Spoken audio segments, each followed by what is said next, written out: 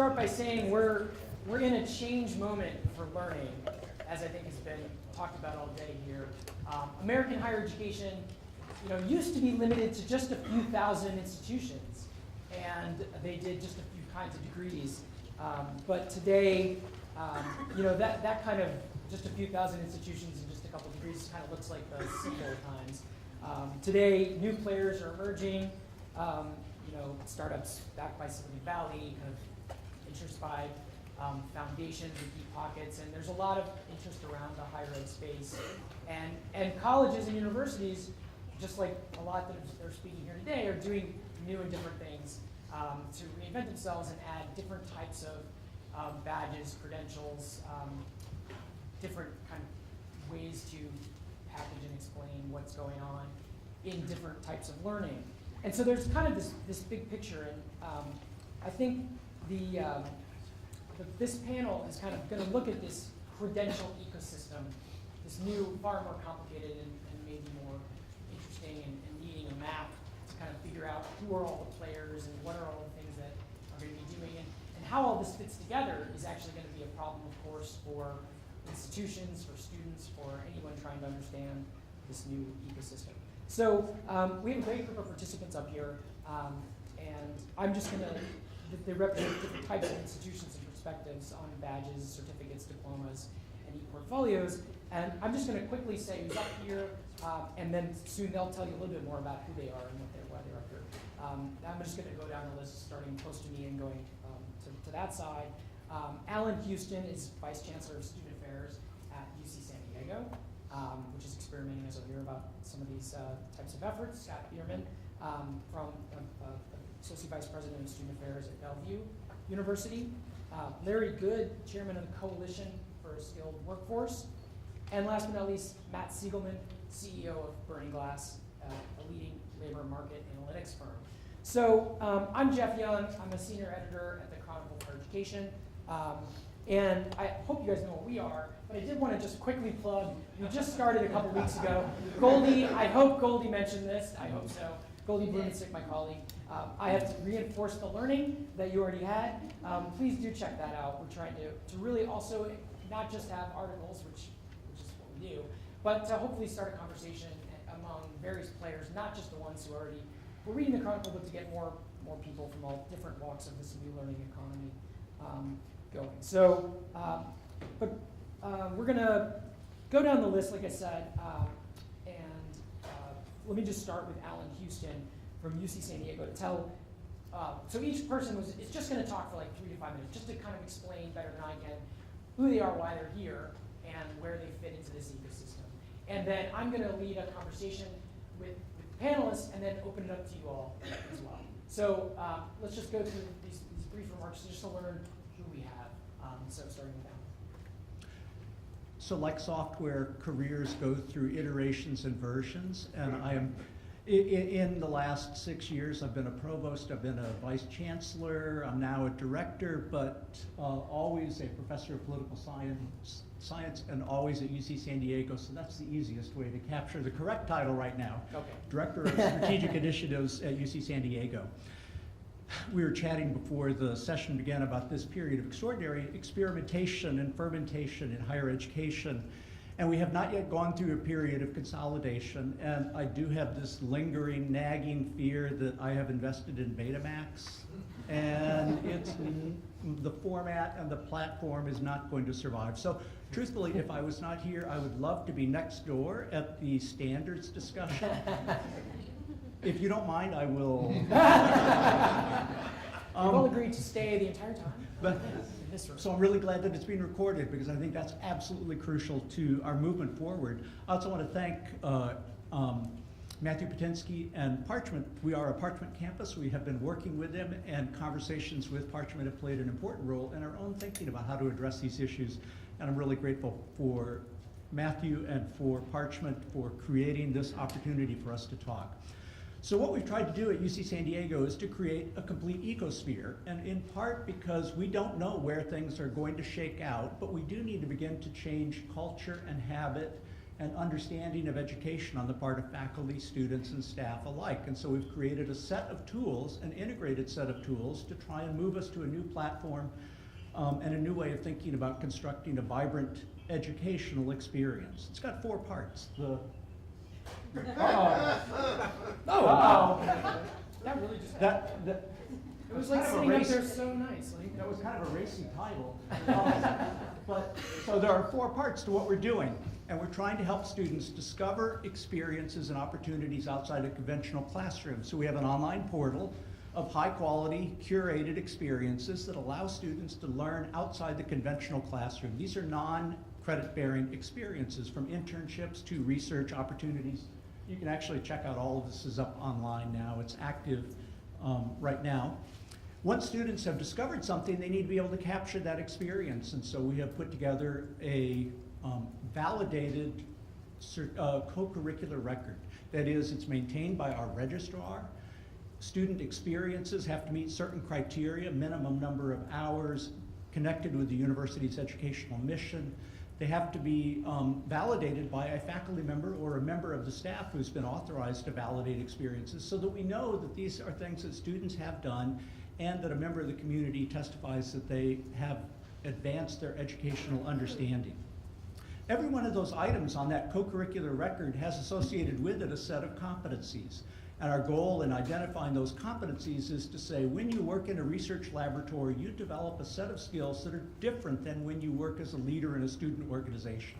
And those particular competencies or skills, ones that come from conversation with employers, allow us to then highlight what students have achieved and attained. The third part of the ecosphere is an enhanced electronic transcript.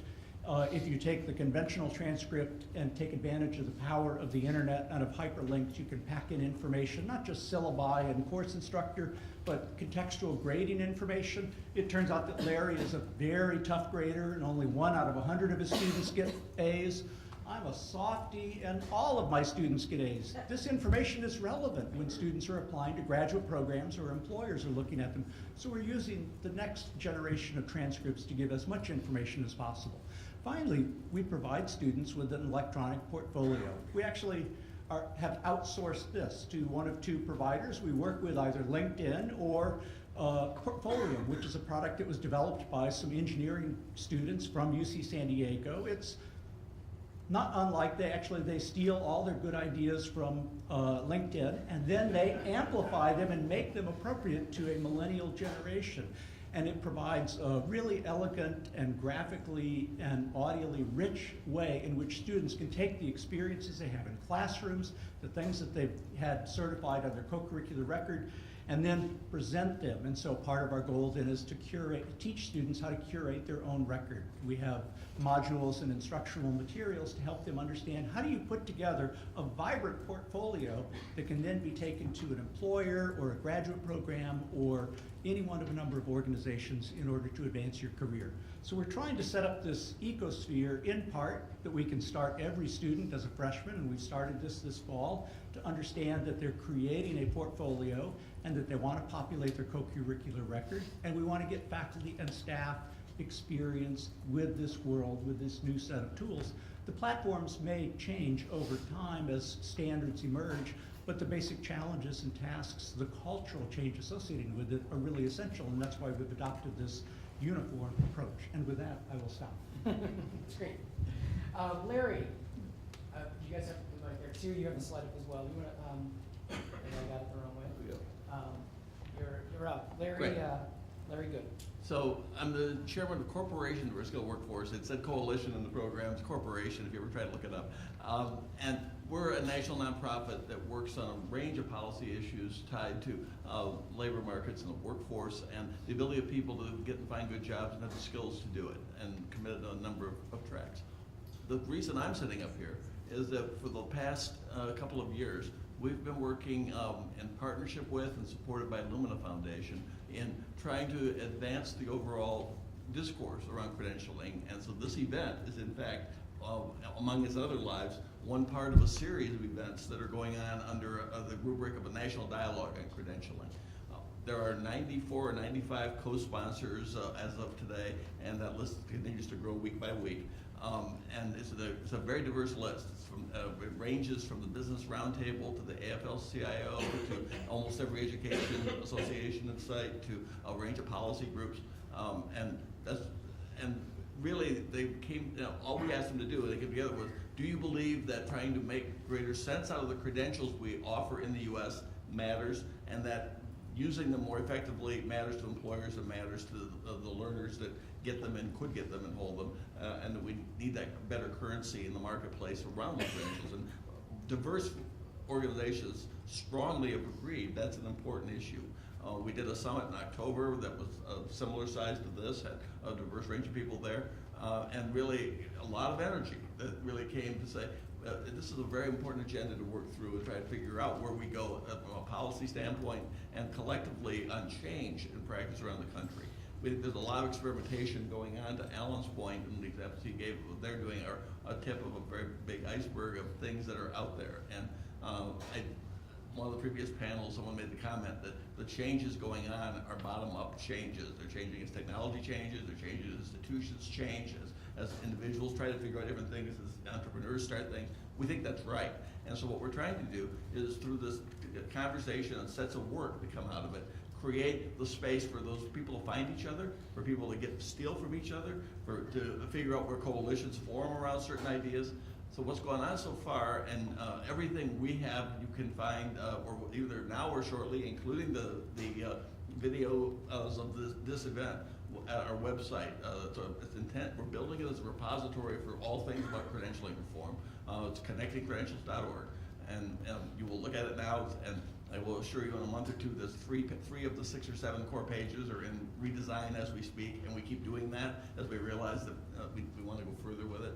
But the idea is to have a common forum place that really connects as many dots as we can, links to as many resources others have as we can. In the hallway, there are a few booklets that look something like this. If you haven't gotten them yet, pick them up. Holly Zanville from Lumina was kind enough to ship them. There have been a series of papers that have been done as part of this movement that try and outline what the case is for credentialing reform, that show a tool that we've helped Lumina develop that we're in the testing phase on now, called a beta credential framework, where we're trying to describe in levels of competency and different kinds of knowledge and skills. So you can start thinking about what are the competencies that a specific credential represents, how do you use that to improve the conversation between what employers are looking for and what schools are offering, and how different credentials connect to each other. We came to the term connecting credentials for this effort as one of my wise friends who actually works in the policy area in DC said, we're the US, we're never going to simplify, we're never going to get it down to like, here's the 5 things in order. People are going to keep inventing things even as we write stuff. Someone's inventing something right now. I'm confident it fits in this space. And what we need to do is embrace that complexity and diversity and start describing how to make it interoperable. How do the pieces fit together? So how do you combine badges, industry certifications, certificates, something else being invented into things that then bundle? How do you help people describe informal learning that we don't capture very well now, if at all? How do you make descriptions of learning and core about learning outcomes and competence people have, something they understand and communicate, employers understand how to ask for, and really make that an important part of the currency of how labor markets work. So that's why we're here. That's great. And yeah, I think all conferences on this topic should have like an extra chair reserved on the panel for like the person that invented something the week before the conference. That's an idea. Feel free to steal. Scott Bierman from Bellevue University. You want to talk for just a minute about your position in student affairs and where you're Sure. Bellevue University, and so really the perspective that I wanted to share, or at least talk a little bit about, is from a private institution that also happens to be open access. And so there's about 10,000 students, and that sometimes is different in terms of a private institution and being open access can be somewhat a different situation. Bellevue University is involved with various initiatives, whether it be the credential transparency initiative or the alternative credit initiative. And basically, we're here more on the aspirational side. We really believe that the credential that we're currently using, when I say we, post-secondary education, is we can do a better job. Well, I was curious about that. We can do a better job of communicating learning. Students come to post-secondary institutions to learn, and mostly to advance their careers. And I would say the vast majority of post-secondary institutions do a poor job of really communicating what they learn. And so it's really our stance is that whatever it is that we can do to help communicate that and tell the student's story, whether it's just at Bellevue University or through their lifetime, is what we need to be doing, because we're curators of the information, not owners of the information, and I think that's a different perspective. Great, and last but not least, Matt Siegelman from Burning Glass. I'm Matt Siegelman from Burning Glass. To Jeff's point, Jeff, thank you so much for having me on the panel, and thanks to Matt and the Parchment crew for this fabulous conversation. Scott was just actually talking about how really the function of a credential is about communicating learning. We use a slightly different vocabulary, but for very much the same thought, which is that a credential represents a signal. It's a signal that we are presenting to the market, to employers, that vouch for what somebody has accrued, the skills that they have acquired over the course of their education, or in specific modes of that education. Particularly as we start talking about competency-based credentials, that the value of that signal starts distilling to much more greater levels of specificity. That's really important. But it's really important as well to realize that that signal is a bidirectional one. Larry talked about this as being really a conversation across the job market between supply and demand in a lot of ways. And so as we think about our work at Burning Glass, is in being able to help distill that signal so that both we in education can broadcast more effectively, but also so we can read at the same time, make sure that that signal itself is something that the market wants to receive. The reality is that right now the job market is characterized by we refer to as a signal processing problem. Employers are actually sending signals about what they're looking for. Millions of signals a day. They're putting out job postings. They're saying, I need somebody who's got this skill, who's got this certification, this ability. But we're encumbered in responding to that, sometimes in addressing it, sometimes in challenging it, but we're encumbered because we don't know what that signal is saying. We have no common language in the job market for aggregating that up. Our job at Burning Glass, which is a really unique vantage point on the question of certifications and credentials and what kinds of value they have, what kind of currency they represent to the market, comes from the ability to actually translate those millions of signals every day to a common language. So we can say, okay, what are the skills that employers are asking for? What does the market ask for in specific kinds of jobs across the board? What certifications seem to have currency, which certifications don't? And how do we then respond to that? How do we then make sure that the programs that we deliver, or that we help you, I should say, deliver, have value to the market, so that it becomes, in fact, a conversation between supply and demand, and a bridge. The term connecting credentials, to Larry's point, is a really important one, because the ability here to read signals and broadcast signals creates an effective bridge across those gaps. We hear about skill gaps all the time, about jobs going unfilled, all the while that students or others in their careers, throughout their careers, are not prepared for it. Employers saying, I can't find people, sometimes in communities where there's plenty of people who are looking for jobs, plenty of people looking to advance in their careers. And so the ability to actually tap those opportunities, whether in the world of traditional education, of a traditional four-year degree, and how we help build on top of an existing degree framework, or whether it's in the much broader world of people who are already working and looking to move up and acquire skills and to take on learning that allows them to move ahead in a job market that is constantly evolving in terms of its requirements. Those are all key things that we are very lucky to be able to bring the data to bear to help facilitate. So we've painted the picture of kind of things going on at the institutions represented here and the ideas that they're looking out on. And I'm just going to ask a few questions of our panelists to get things started before I open it up to you all, which is, and one of those that I'm thinking is, you know, and this is maybe being the journalist I'm sort of treating this, what is, this is all a grand vision, and certainly there are signs of these things happening, but what do you see as a key obstacle toward this vision merging, especially, you know, if I think this panel was on the ones that said to be a how panel, right?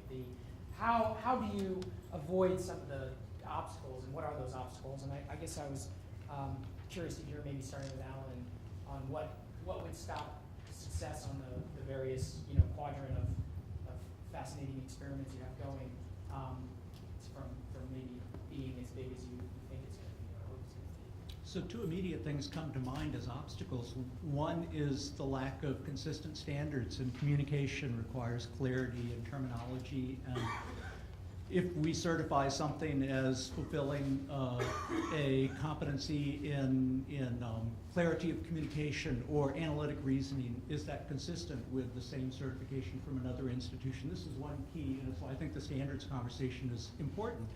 The other is quite simply, institutions of higher education are very large, very complex, with many independent bases of action. And so there is what we would probably call a culture clash. We're talking about a substantial, and it's again one reason why you opted to go full steam and try and move the culture through an integrated set of tools, because it requires faculty to think differently about themselves. And as a faculty member, I would testify that that's not always an easy challenge, getting us to think differently. It requires students to understand their own careers differently. So I think that the culture shift, along with the standardization, are both major challenges that we've confronted. So I'd actually build on what Alan just said about culture. I think most of the issues about common language and the technologies to make things connect are achievable and there, and work has begun on a range of fronts. I think that is closer together as opposed to further apart. I think I'm very optimistic we can make some easier to understand.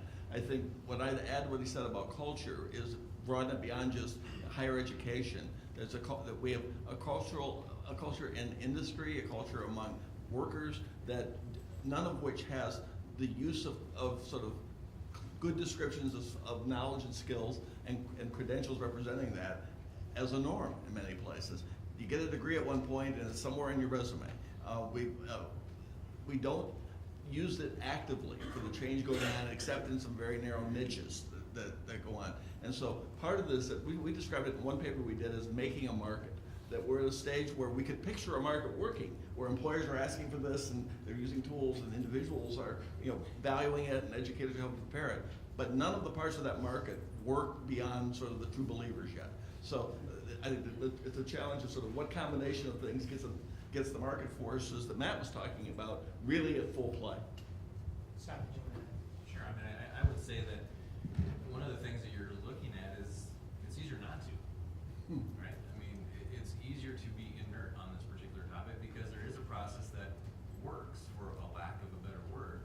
And so there's 4,000 some institutions that need to agree, or to, in some extent, agree on that. And so really, I personally believe it's going to be the market, i.e. employers, that are probably going to drive that, because otherwise institutions historically, and it's not always the case, but historically do not work well together, especially out of 4,000 members, right? It's just difficult to make that happen.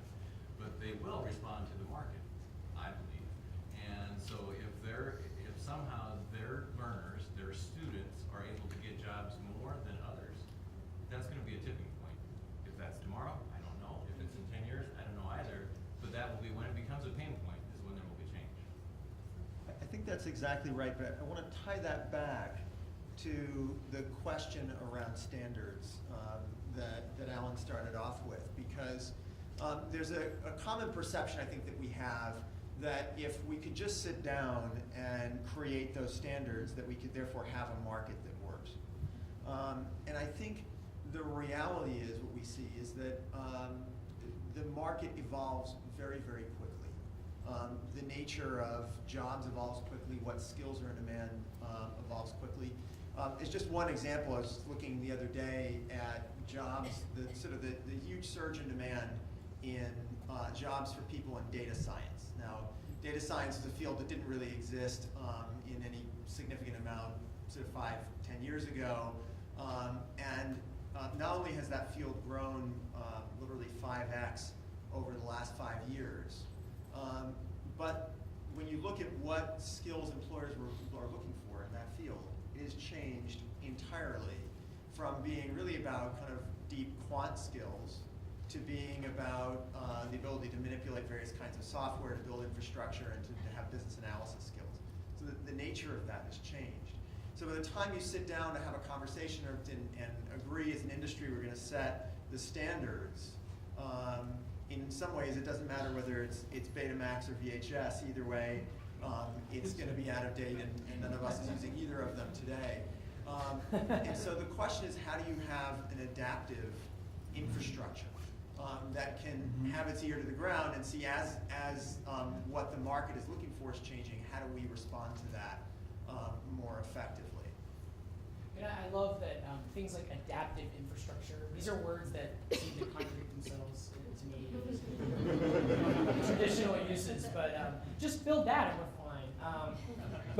But these are the challenges that it seems like you all face.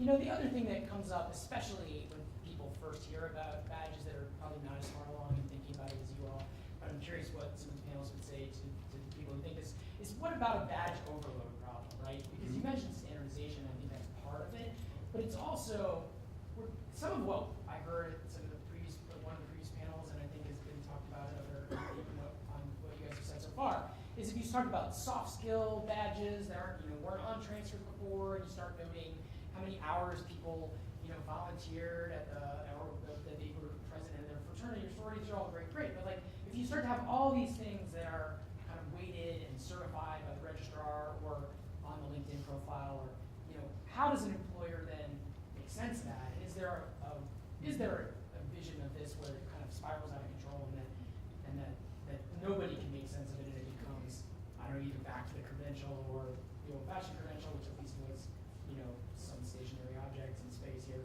or that even worse, people are kind of, people are maybe getting the job not based on merit, but by some weird anomaly in the algorithm, right? I mean, we've all had Facebook posts that either went viral or didn't. We have no idea why. What if somebody gets a job and nobody ever knows why because it's some algorithm on LinkedIn that got the random thing? But there's a black box that could be out there. How do we avoid some of these kind of issues as you're connecting credentials or as you're looking at this new world beyond what was in the past? I don't know who wants to start with that or We all do this all the time. We all do this all the time. We curate our identities. So I'm an administrator and I'm a faculty member, and I have two very different resumes depending on which position, which job, which identity I have. So I think the key is to begin with the student, with the person who's approaching the job market, and teaching them the skills to identify and think about what's important to share. So for example, in our co-curricular record that we have at UC San Diego, students may have 50 different things that end up in their co-curricular record, but that doesn't get sent out. What gets sent out is a subset that the student chooses. They've all been validated, but they choose to send out the ones that are relevant to the position that they're pursuing at that time. So I think one key issue is learning how to edit. And that editing skill is something that people can develop, and that's what's the solution to the problem you face. So I love editing. Go ahead. Yeah, I would build on that very directly. And Scott used the term in his opening presentation about being curators of information, not owners of it. As we move towards larger data sets like Matt and others are doing, being easier to find and easier to make available, the ability to put something other than simply what courses somebody took and what grades they got in them into an information set is there today. And the issue, and can you get to overload of input? Of course you can. But the issue is, with any kind of information, what's the intermediary doing the curating? And one of the roles I think educational institutions can play, to your point, is helping people be clear about what information they've got and what bundles to put it in for a point in time. I think the tech tools to help support that are there to be being built as we speak. I think that's the key to it. I think you hit it on the nose. I would just want to first of all add a data point to validate this overabundance of certifications. We track demand, so when we pick up the millions of jobs a day that we pick up, we then sort of categorize them in all these different little cubby holes. And one of them, of course, is around the certificates and certifications both that they require. Overall, we track demand across about 6,000 of them. Of jobs that ask for some kind of non-degree credential, which is about 20% of all jobs. 90% ask for one of the top 200. So there is already this enormous tail of certificates, of certifications, of badges, all of which exist already and have no currency in the market today. Don't tell us which ones are not. So a big part of being able to figure out, of being able to bring order to this is knowing, first of all, which ones have currency. And then as we think about where do we want to add to the mix, it doesn't say we shouldn't be adding to the mix by any stretch, but we need to step back and say, okay, where do they add something as market signal that's going to be valued?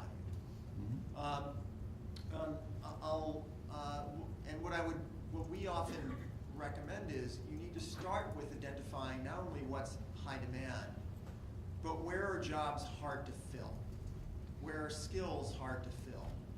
Because when you get to that level, that's where an additional certificate, a badge that's designed, whether it's the kind of credential that's designed to help people make entry into a career, whether it's the kind that's designed to help people move up within a career, in either case, you understand, well, why would the employer care?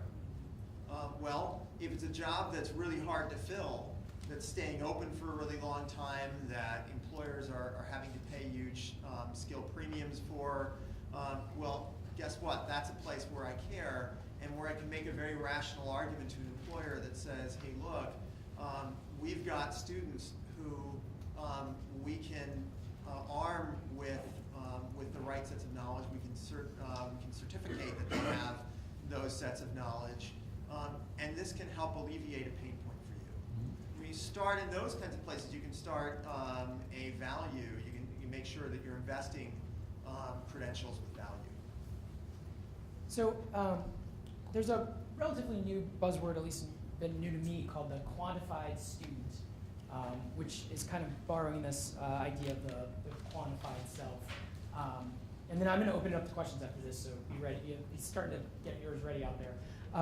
But this, the Fitbit is something that's made us think differently about the number of steps you take, or might change your behavior just because you have this data you never had before, in at least a way that you can share with your friends and challenge them to walk more than you or whatever.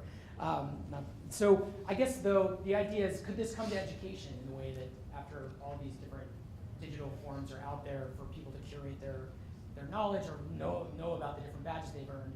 But one of our, a blogger for our Prof Hacker blog recently pointed out that this could be, from the faculty perspective, a dystopia, because it could also lead to people just gaming the system or trying to get a few extra points on their new huge transcript just by doing something they didn't really care about or that is not deep learning, to make it about the points rather than about something else, and that's a concern that is one that's been ongoing in the academy. So I guess maybe Matt or something else, is there any, or actually maybe let's start with Scott. Like, what about this concern of whether this could alter into some game that people get good at rather than the kind of traditional learning? Well, you mentioned concern. Concern typically evolves based on fear, right? Not too long ago, there was a fear that online education was somehow going to diminish education, right? The walls were going to crumble, there was not going to be any pillars, nothing like that, right? And now you see, not now, for the last 15 years, you see land-grant institutions that do online education, not just because, it's not really because they want to, it's because they need to, right? And if there wasn't value, they wouldn't do it. And so at the end of the day, people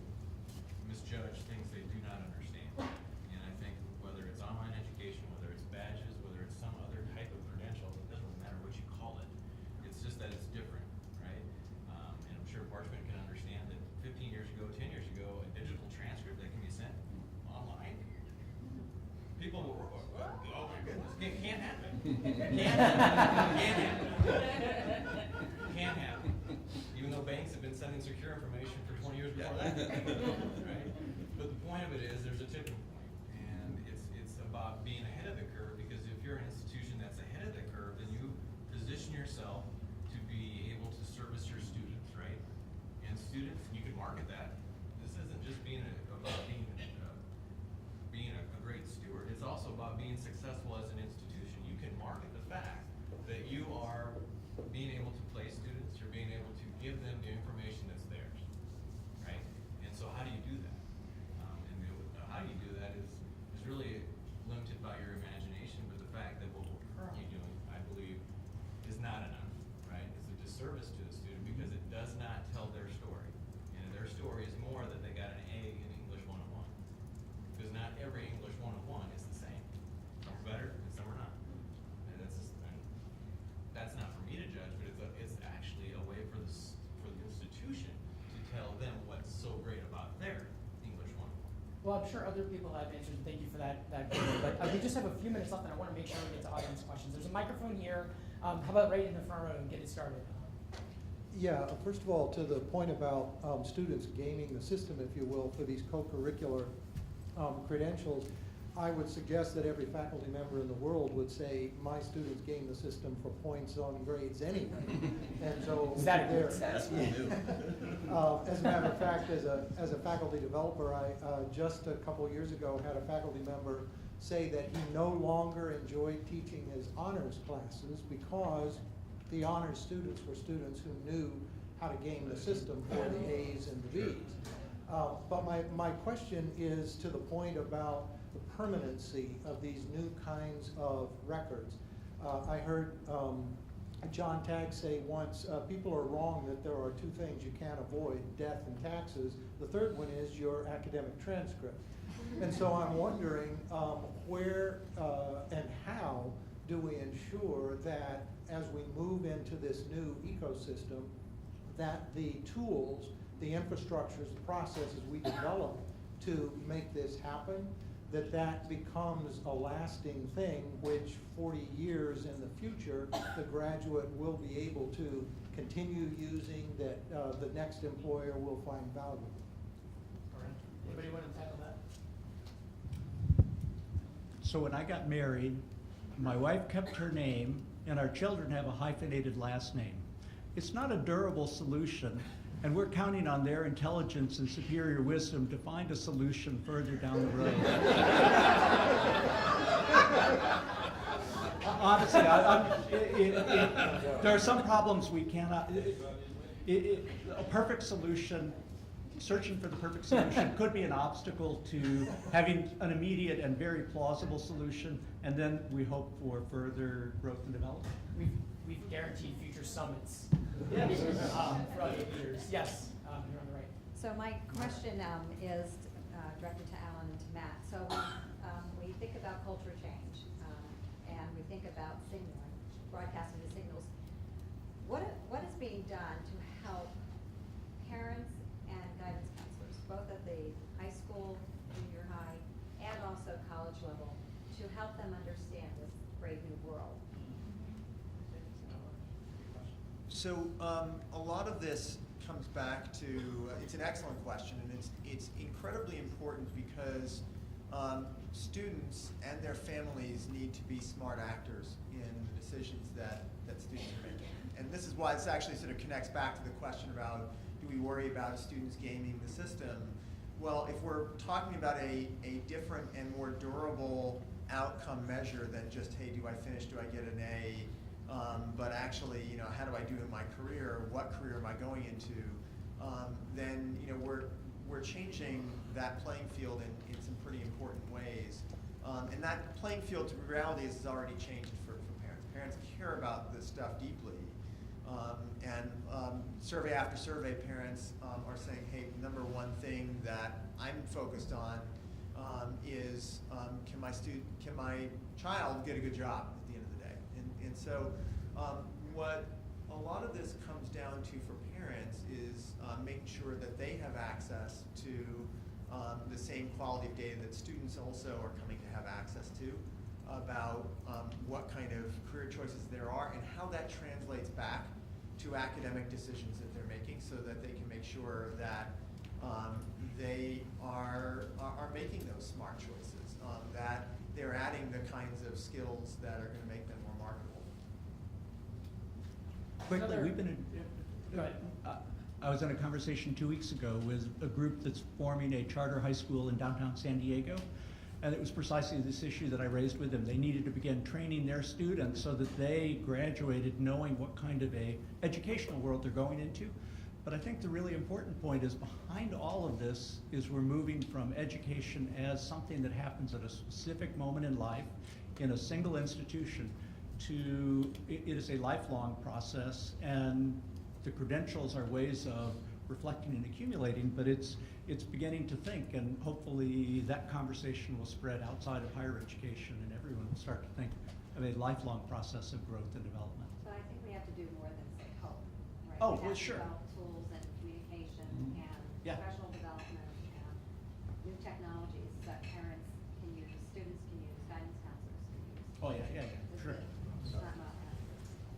I think we have time for just a couple more questions. There's one patiently standing. Oh wait, I'm being told we're going this way first. Hi, the Hi. pillars are blocking the questioners from. Yeah, sorry. Yeah. Quick one, I think it's adding on to something you just said. Could you use the mic? Yeah. Can you hear me? Yeah. Adding to what you just said, I'm kind of curious if there's been any thought in the room, whether it's you guys or your colleagues, about how to broaden this ecosystem to include like lower skilled learners, underserved, underskilled adult learners. So we could be talking maybe from a community college dev ed level, or folks who are not even going through higher ed at all, and maybe they're working with Goodwill Industries, that kind of thing. Have you guys thought about this? What do you think the potential is for that kind of population? I'll take a first cut at that. What you raised is a really important issue. One of the reasons for all of the work going on really thinking credentialing is to better serve people of lower skill, people of lower educational attainment, people who have struggled with the existing systems. And part of, many cases, what we see is people who get credentials that are dead ends even right now are disproportionately people of color, people of first generation school, and they don't have good advising to the point that you're talking about. So part of the work, I think, in this is to show multiple pathways, to show options, show how things can connect, show how life experiences can be counted for towards progression and be able to be communicated clearly, informal learning. You're raising an important point. I think one of the reasons to expand all of this work and connect it is because it's a way to open up the playing field for people that don't see any opportunities right now. If I could just add an example to that. We recently were doing some work with the Massachusetts Community College System and the Biotech Council. And the question that they had was, hey, Massachusetts has this enormous biotech sector, and yet it has huge levels of degree inflation. So jobs that in other sectors would not require a college degree, require a college degree in biotech. And at first you think, well, it's biotech, of course you need a college degree, but then you step back, it's an advanced manufacturing field. Right? So there's a lot of operating type jobs, and they're asking for college degrees. And so one of the things that we did was we said, okay, well, let's look at the difference between when an employer in biotech asks for a college degree versus where they don't. What's the difference in the skills? Are these the same job? And for the most part, the skills were the same. They were sub-BA skills, like cleaning the lab, calibrating the equipment, things like that you didn't need to get a BS in biology to do. The difference was that the jobs that required a college degree wanted some knowledge, a little bit of domain knowledge about life sciences. Reasonable ask. So many of the Massachusetts community colleges have great advanced manufacturing programs. Graduate people with those certifications, and the biggest advanced manufacturing industry in the state by far wouldn't hire those graduates because they didn't know the life sciences. So literally this was about very simple fix was, okay, let's add in an optional layer of life science knowledge, and all of a sudden guys like Shire and a bunch of others are hiring community college graduates to fill a range of jobs and are a lot more satisfied because those people are actually staying in those jobs as an aspirational job as opposed to a step to something else. I think we have time for one more question over here. I just wanted to speak a little to the culture change issue, because I agree completely this is a culture change problem. And I want to suggest that the way we undertake that culture change conversation could lead us either to, well, both might be forms of success. One would be a form of success where we all go along together into success. The other form of success is, I think, as one of the panelists mentioned, industry will force the universities to, capitulate to university external pressures. Not a very happy outcome from the higher ed side. So I think that the difference in the conversation is, are you focusing on students or are you focusing on industry? That if you're inside higher ed and I go to a faculty member and say, industry wants students to show a credential that is in an area that actually you don't teach and that you don't get involved in, but they only care about this one manufacturing piece and they want a credential in that. Most of our faculty would say, don't they understand what we do? Don't they care about this diverse liberal learning? Don't they care about other high impact practices? If I go to those same faculty and say, our students want to show everything they've learned while they've had this college experience. They want to be able to show the array of things that you've contributed to. Every faculty member would say, you bet, how can I help with that? I'm just suggesting that how we frame that discussion will lead us to two different pathways of success, one of which I think from higher ed point of view is a lot more appealing. Does anybody want to? Just a quick amen to what you said. Working with a group of community colleges, right now, we're embedding manufacturing certifications into their programs. One of the key steps they did was to bring the faculty across the 8 schools together in those programs to talk about it, to explore it, to talk to the industry people involved in it, and basically work it through and be comfortable that how that amplified and expressed more clearly things that they believed were important to teach and how they could connect it to the design of their curriculum. So treating this as a win-win sort of buy-in process to me makes lots of sense as we go forward. Well, I hope people will continue this conversation offline, and help me thank our panelists here.